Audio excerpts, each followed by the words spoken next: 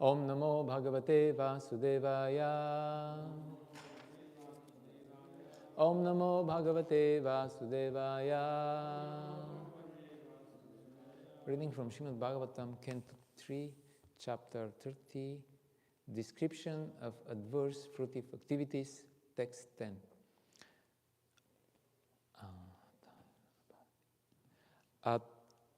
Arthair apaditāir gurvya himsayetas tatas chatan pushnati yesham poshena sheshabhukyat svayam Atharapaditar Gurvya Himsayetas Tataschatan Pushnati Yesham Poshena Sheshabhukyat Svayam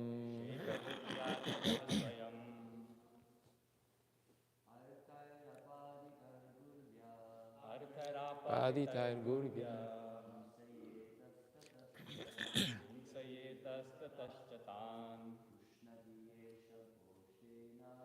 Pushnati Yesha Bhushena Shesha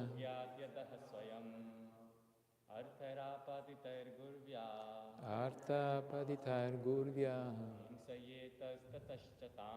Himsayetas Tataschatan Pushnati Yesham Poshena Sheshabhukyat Svayam Artharapaditar Gurvya Himsayetas Tataschatan Yesham Poshena Sheshabhukyati Adasvayam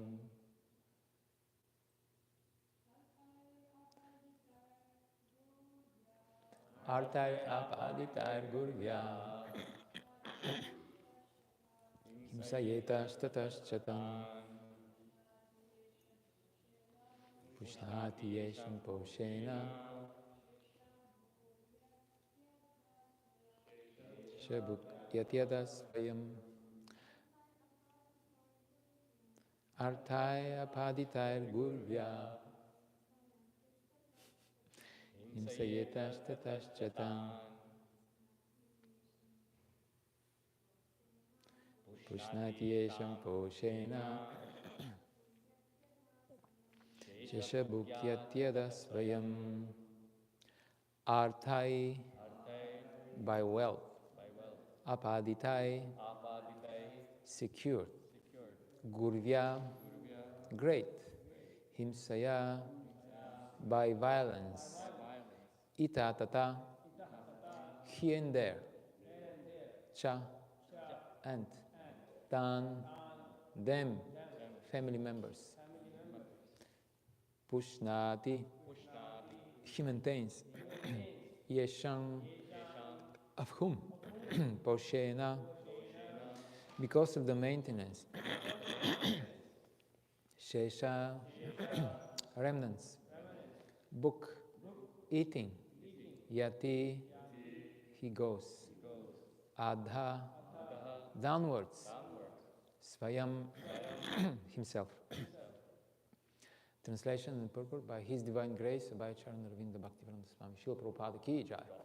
He secures money by committing violence here and there, and although he employs it in the service of his family, he himself eats only a little portion of the food thus purchased, and he goes to hell for those for whom he earned the money in such an irregular way. Purport. There is a Bengali proverb. The person for whom I have stolen accuses me of being a thief. The family members, Hare Krishna, for whom an attached person acts in so many criminal ways, are never satisfied. Whoa.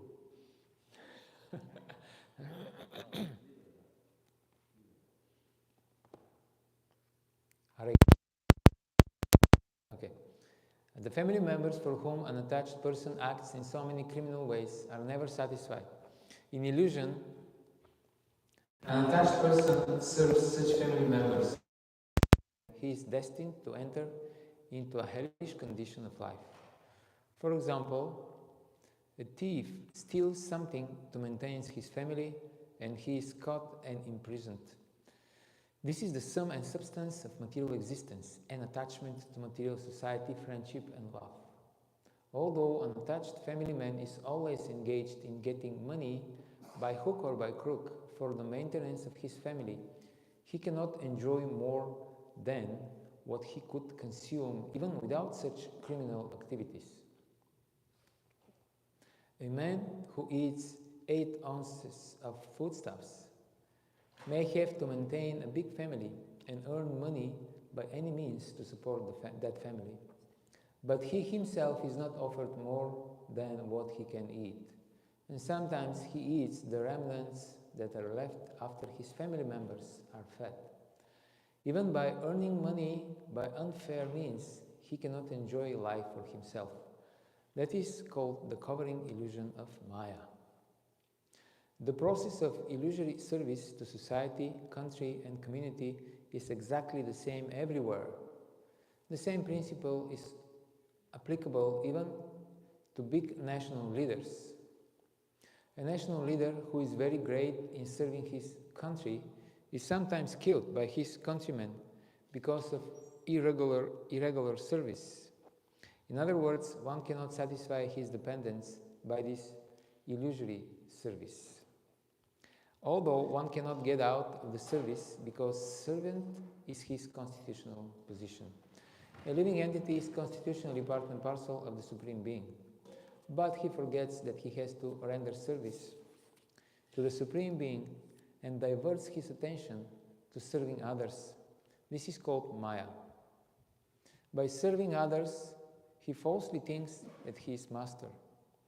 The head of a family thinks of himself as the master of the family, or the leader of a nation thinks of himself as the master of the nation, whereas actually he is serving, and by serving Maya, he is gradually going to hell. Therefore, a sane man should come to the point of Krishna consciousness and engage in the service of the Supreme Lord, applying his whole life, all of his wealth, his entire intelligence, and his full power of speaking. Arthai apaditar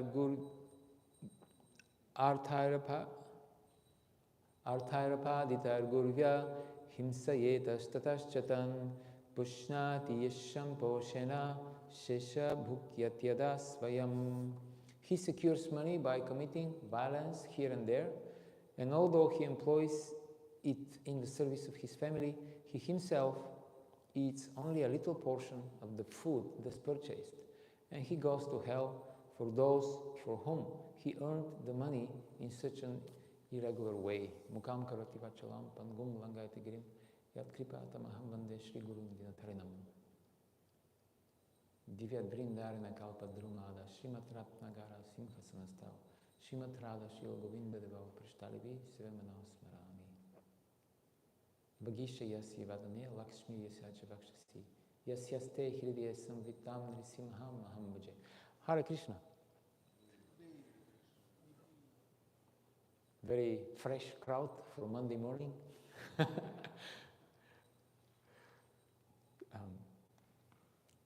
So, here we have this heavy, so-called heavy portion of Bhagavatam, description of the adverse fruitive activities.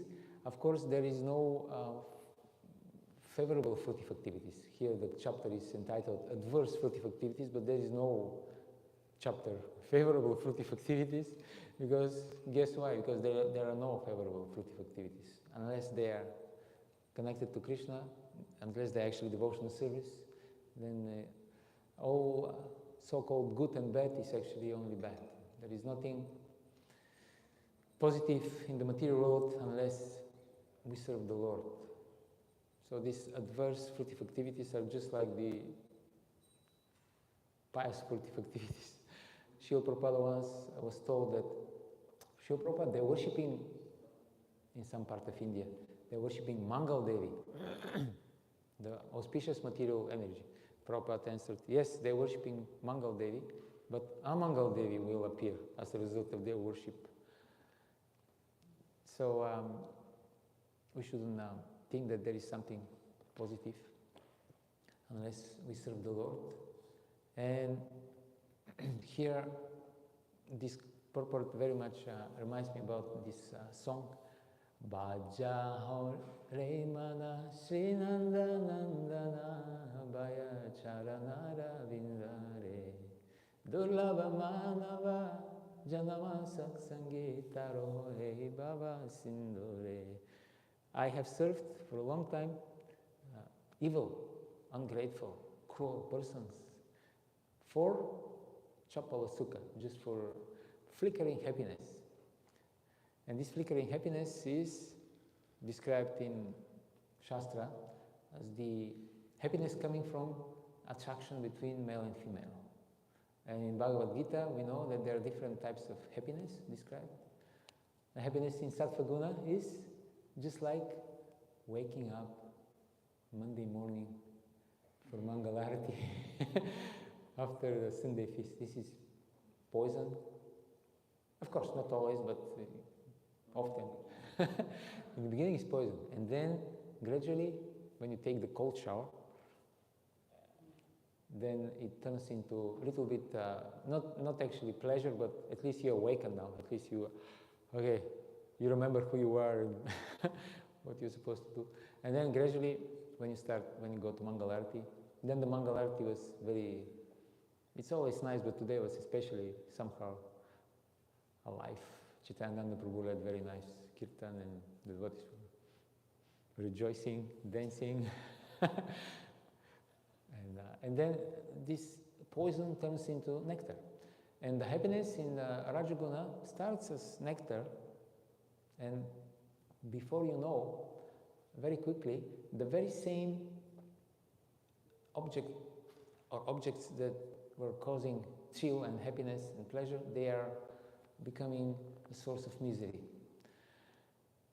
Karmi psychologists, they like to investigate everything. They think that because they have some intelligence, they can poke their noses inside every type of objects and invest in matters. So they investigate also this so-called falling in love. How long does it take? I mean, what is the maximum duration of this feeling of infatuation with your object of your feelings? And they concluded that it takes something between 10 and 12 months before it wears off. So this is, but I don't know about you guys, but my experience is actually much less than 10 or 12. That's it. I think there is some vested interest in this. I think they're agents of Maya. They're just superficially trying to prolong this period. Actually, my experience is just a few weeks, 1-2 months, and then you're wondering, at least I was wondering, what happened? What happened? Where is the love? Love disappeared somehow. Now, it's only boring. Before I met the devotees, I had a girlfriend. We were living together 3, maybe 4 years. And everything seemed to be all right. And after a few weeks, I felt that I have I have a burden on my neck, and I have to carry now this burden. And I couldn't figure out what's wrong, because everything we seem to be doing okay. What was wrong was that there was no Krishna. And Krishna is Anandamaya Purusha. We're looking for pleasure and happiness, and he is the source of it. And unless Krishna is involved in any type of relationship, guess what? There is no pleasure. There is no happiness. So here, Hare Krishna. So here in this purport, Srila Prabhupada explains that, by the way, I want to tell you a story before I go to the next topic. I heard that, coming to this point, we'll come back again and again to this point of this so-called falling in love. You know, in some tribes, they have a tradition when a young boy and a girl, they fall in love, they're in love. They have a tradition, they do the same thing over and over again. What they do, they get them, the young couple, and they put them in the center of the village, in the square, central square. And then the whole village, the whole tribe comes, and they gather around them, they put them in the center, and then they start laughing at them, pointing and laughing. And then they have a good laugh for some time, and that's the ritual. Why they do that? I see you're not laughing. Why they do that? Because they figured out that in order to have a stable social structure, you need something more than this short infatuation with the opposite sex, which wears out very quickly. You need something more tangible, more substantial, like duty, tradition, compatibility, friendship. This is usually endures longer.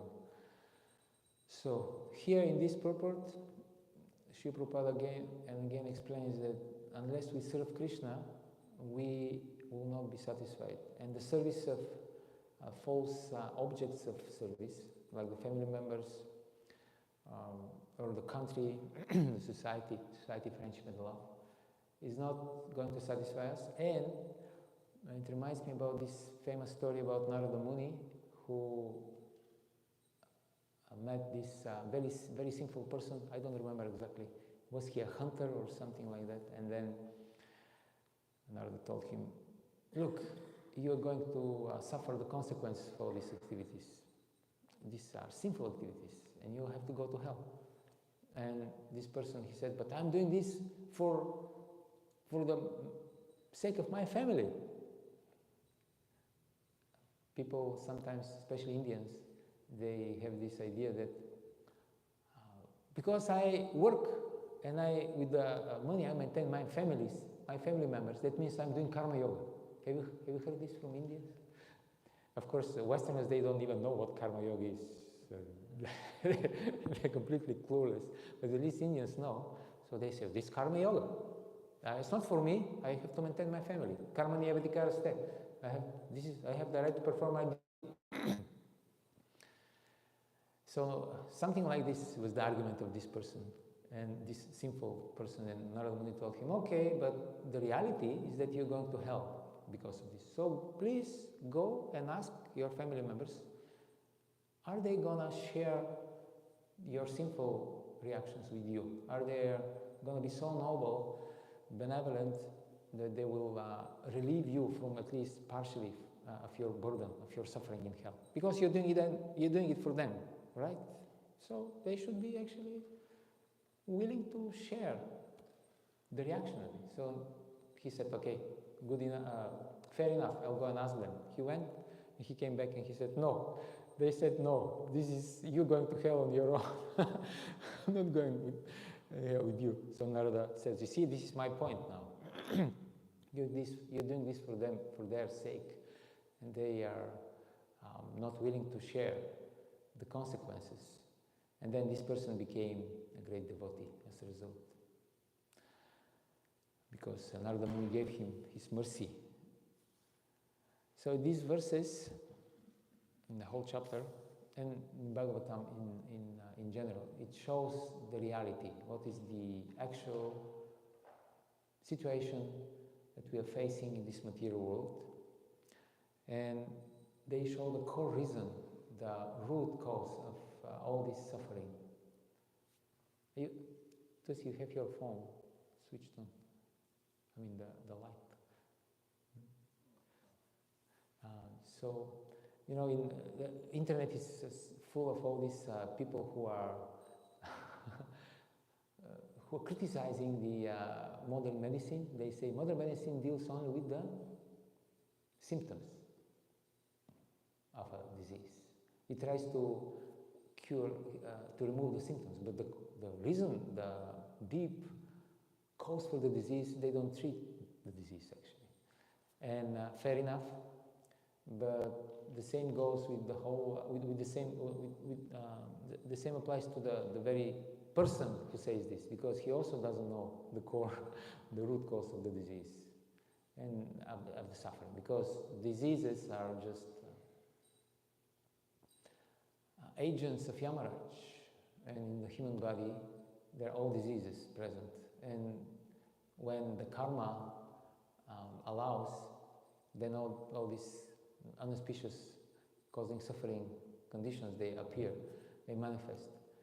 So the core reason is for all this suffering is our rebellious attitude, our envy towards Krishna, and our desire to be the controller and the enjoyer ourselves, and to be Krishna. Therefore, we have all these troubles. And what is the, you can say, the symbolic representation, or not the symbolic, the fullest manifestation of this is the attachment between male and female, material attachment. And when we speak about material attachment, let's be clear, it's actually exploitation. Why you attach to some object? Because you want to exploit it for your own selfish ends, right? Detachment means the opposite. So there's so many verses from Shastra describing this. In Bhāgavatam, there is famous verse, Pumsam striya maituni bhavametam tayo mito hirya granti mahuato griha kshetra sutaptavitar janasya mohya mahammameti.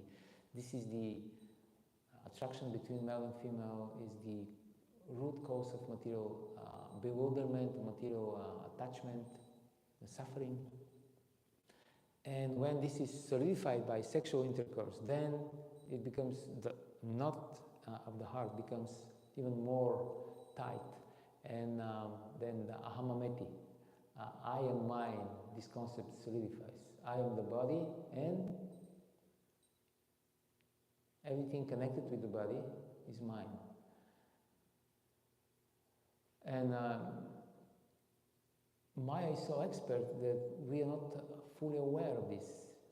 We are, especially if you don't have any transcendental knowledge, you are completely unaware. And people are unaware that they are in a prison. And if you are aware that you're in a prison, then you have some chance to escape the prison, right? There are stories like this. But if you don't know that you're in a prison, then you cannot escape the prison. And therefore we need the knowledge of Shastra, because this knowledge sheds light on the real situation. It shows that we are in a prison, and also points out the shackles, the walls of the prison. And these are Maitunya Agara. Prabhupada describes this in Bhagavad Gita, the shackles of sex life. And once this is ascertained and established, then we can try to do something about it. But unless we know that we are confined, it's like one of these, some of these movies, you know, they have this fantasy movies about people who go for a walk, for example, and then suddenly they find out that actually everything looks normal, but we are under some kind of kupol.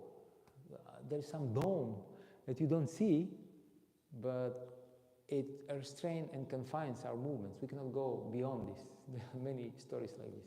So this is what we are dealing with.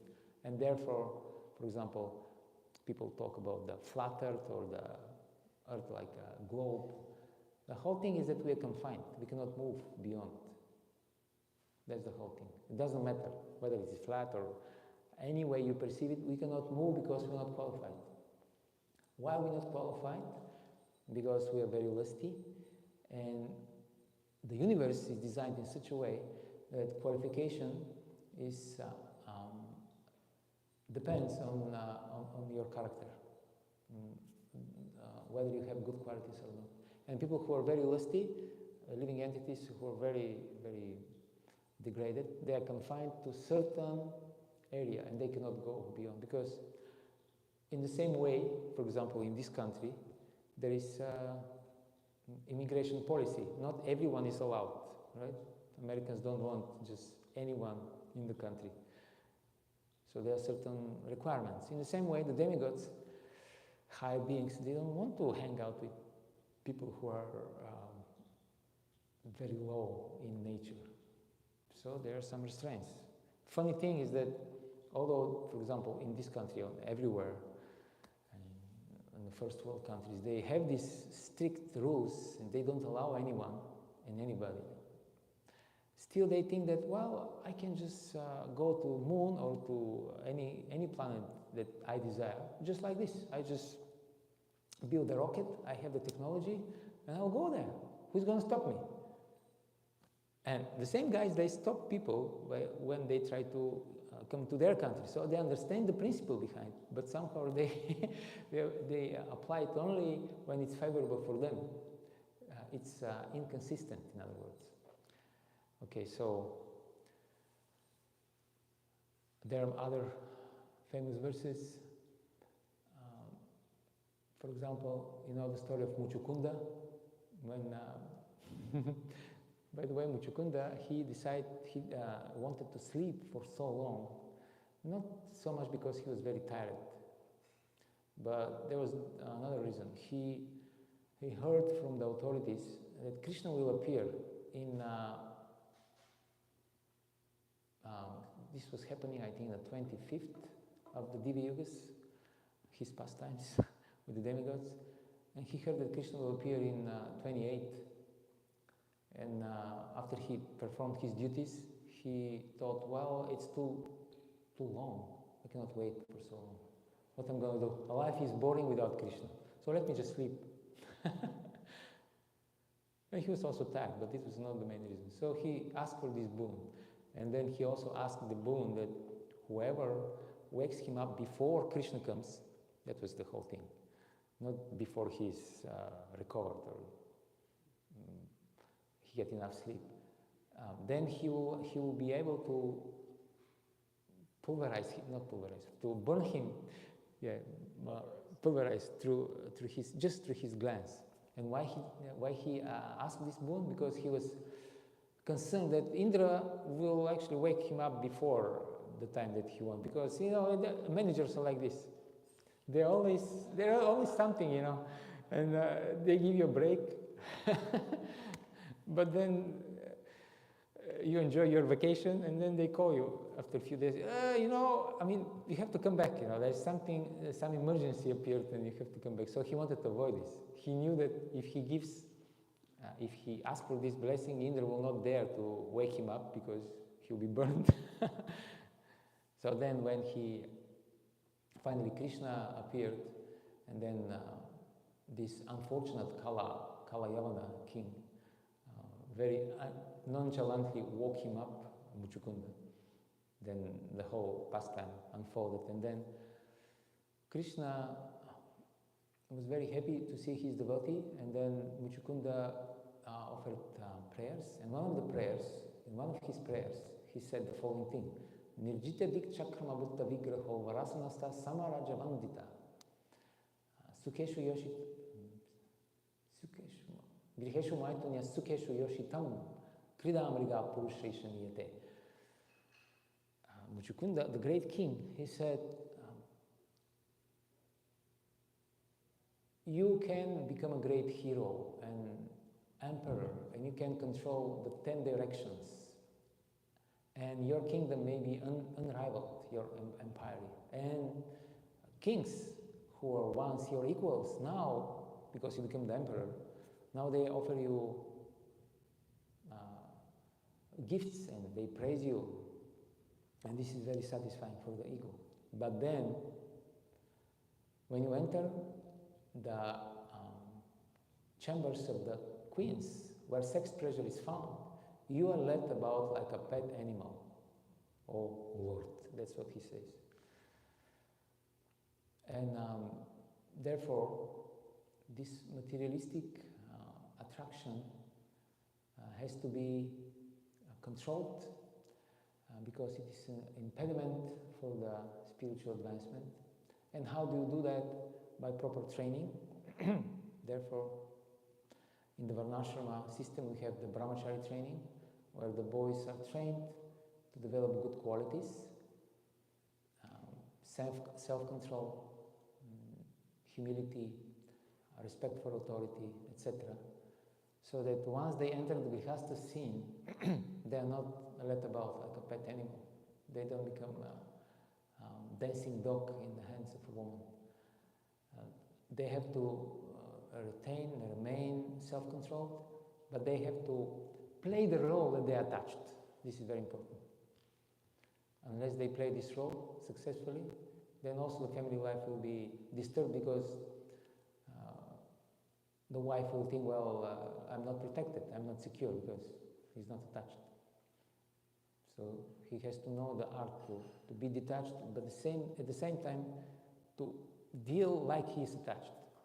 And this is not easy. Therefore, brahmachari life is very much advised.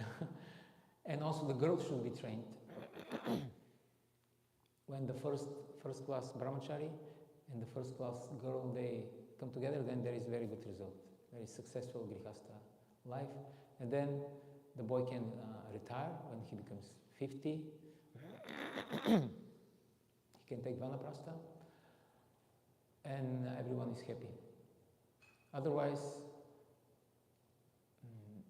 the lesson and the realization of grihastha life is not attained, and then they both remain attached on the material platform, and then the whole thing is spoiled.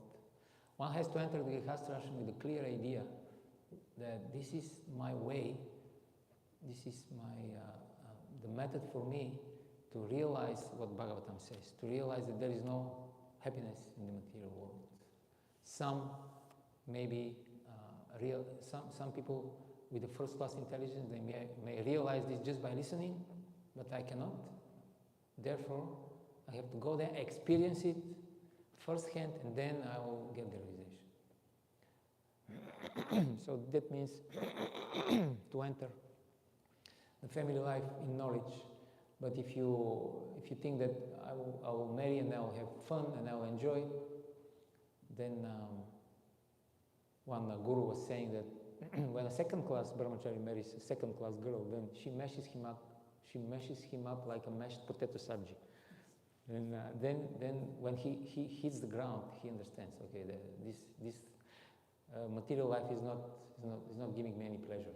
So to avoid this, one should prepare well and should be in knowledge. Thank you very much. Hare Krishna. So, somebody wants to say something? Yes?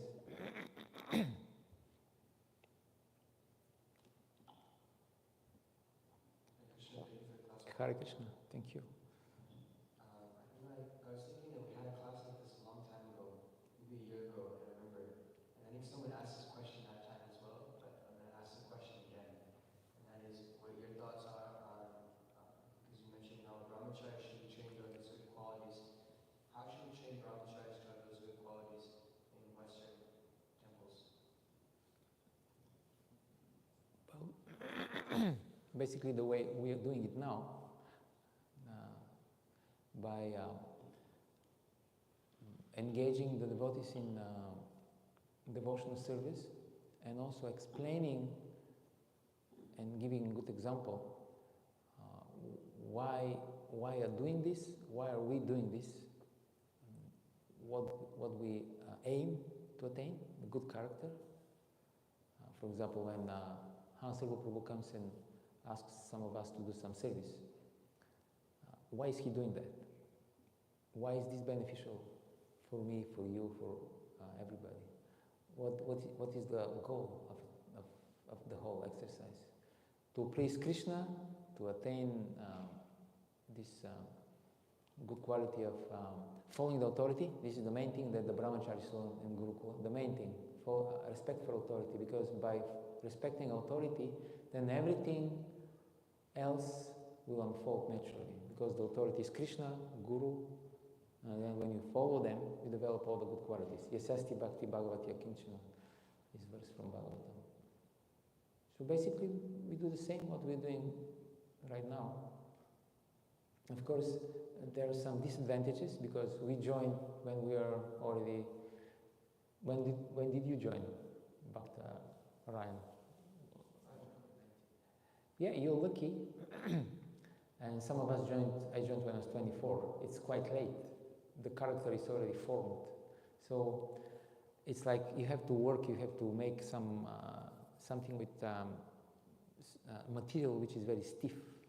You know what I mean? Better to work with material which is very flexible, and that's why it's a whole science. You know, it starts at Gurukula training starts when you are 5 or 6. Then it's easier. When you are 19, well, now it's difficult, more difficult. You're already who you are. There's not so much you can do.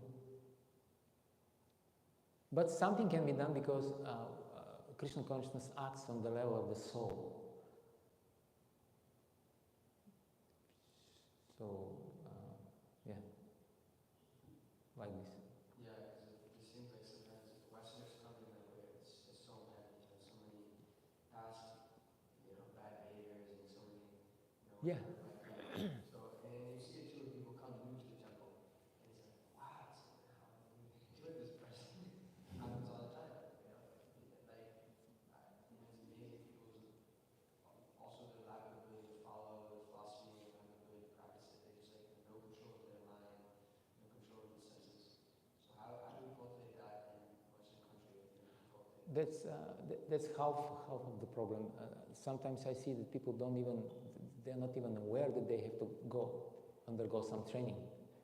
Even the very idea of brahmachari training is strange. I had a conversation years ago with a young boy. He just joined the movement, and I asked him, so now you have to get some training now. It's brahmachari. That's what Prabhupada wants. That's the Vedic culture. He said, why I have to train as brahmachari? I don't want to be brahmachari. I want to become grihasta. So in his mind, you get brahmachari training because you want to become brahmachari. You see, people don't understand that the training for grihasta is the brahmachari. They think they don't make these connections sometimes. Well, quite often actually, last years. So what you're explaining, this is on a good day. People are committed. Okay, I have to get some training. Now the problem is how to be trained. But many people they don't want to be trained. They think, I just get married and. So your question is all these bad habits, and it's difficult. Therefore, Srila Prabhupada said that the next generation, and then the children of your children, and then the next generation, and the next generation, they will be more and more advanced because they don't have these bad samskaras. And I think Prabhupada even said that one of these Gurukul children, Gurukul boys, he is worth 10 sannyasis. Like ordinary sannyasis, like that they're not born in devotee families. So it's difficult, but something can be done, and we see that the process works because, as I said, it is on the spiritual platform. But there'll be some riffraff, some challenges will be there. Okay, somebody else wants to say something? I was just thinking practically, like, being a temple, you said one of the most important things is to actually, like, learn to follow authority. And I was thinking practically, well, if you don't have this quality, and let's say you're a family person, and your wife comes and says, please can you help me with this and this? And you say no. Yeah, that's... Whatever I want, whenever I want. Okay, that's totally fine, but that means the end of your family life. So So you're saying that by following the temple authority, you learn how to follow authority in the grihastha life also. Yeah, because it's the same thing. Yeah, you have to work under authority always. It's the same thing. Yes. And if you don't get this habit, then at some point you have a problem. Or another important quality is that the boy should get in his training is being sensitive. Yes. It's a very important quality. So now some devotees they think, okay, now another time living with the boys in the brahmacharya, why I have to be sensitive? Whenever I see something, I'll just slap him and say, oh, wrong, you're rascal, you have to change and this and that. Okay, but then if you try to do something like that in your family life, that means you have a serious problem. So, same qualities. Or let's say, like if you cannot control yourself, you cannot control your senses. Well, again, you have a problem because that means you have a tendency to exploit others in one way or the other. Yeah. You can try to manipulate them in a certain way, or even in a In a gross gross way. way. You need this, serve me prasada. So then you try to do the same thing at home. You basically use your wife as a servant.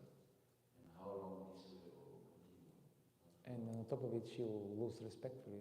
The moment a woman sees that you cannot control your senses, she will not respect you anymore. And the basis of all relationship is respect and appreciation. Or cleanliness. Women don't like unclean. Nobody likes, but especially women, so unclean people. Being lazy, that's another thing. You can fly in brahmacharya. To some extent, in the brahmacharya, yes, can be. Therefore, you see all these people who they are not trained properly and they live alone. The bachelors. Usually, when you enter their place, it's so dirty, and because there is no woman there, so they don't exert themselves to keep everything clean, and they're not trained. So you end up in a very sad situation. Yeah, I remember that there is a saying, if you follow Dharma, if you protect Dharma, Dharma will protect you. So basically, if you put an endeavor to get the proper training in the beginning, although it may not be easy, but then later this will pay off. Because you'll be protected by Dharma. You'll get all the good fruits from following Dharma in the beginning. And the fruits are a good character. That's the important thing. In Ramayana, for example, it is explained how Ramachandra, Bharata, Shatrughna, and Lakshman, they went through a training, and then what was the result of their training?